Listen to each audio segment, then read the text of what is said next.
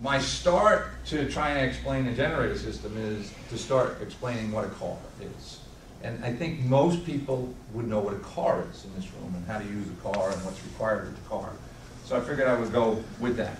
So if you're going to go and buy a car, you look at, you have the capital investment and you look at the different features. What kind of feature do you want in a car? If you have 6 children, are you going to get that Mazda Miata that's really cool looking? That's probably not the right size car for you if you have to squeeze 6 children in the trunk, because the trunk doesn't hold a lot. So you have the size. Do you need air conditioning in the car? Do you want power brakes?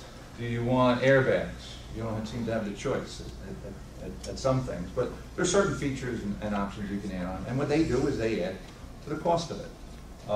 When you look at the operation of the car, you can choose the fuel. Anybody remembers the Volkswagen Rabbit commercial with the diesel? You had to follow that truck. But now there are a couple other options other than diesel and gasoline. How do you go and start the car? In some cars, we live in the colder neighborhood. We don't like to go outside in the middle of the winter, so we start the car and let the heat warm up the car for 25 minutes and get that gas mileage down really low, but the car's warm.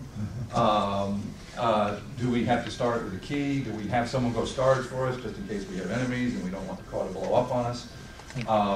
So there are different starting requirements they have. You have license and registration associated with the car. If you're running around without a license, you could, but you might get into trouble. And then you have auxiliary operations associated with the car. You have your charger in the car so you can operate your computer while you're driving down the highway when traffic's really busy. Nobody does that. And then there are maintenance, repair, and storage issues associated with the car. You have the size of the car, the different parts of the car are very, very, very similar to a conventional generator. So what are the power sources that we could consider for backup power? So you have generators, batteries, or alternate energy sources. So when I say alternate energy sources, that could be almost anything, even things that haven't been invented yet. So I'm covering all my bases. But typical fuels would be diesel, natural gas, propane. There are dual fuel and bi-fuel machines. Dual fuel means you can operate on either one or the other fuel. Bi-fuel means you can operate both at the same time. You have solar and wind power available that would be considered a fuel in this conversation.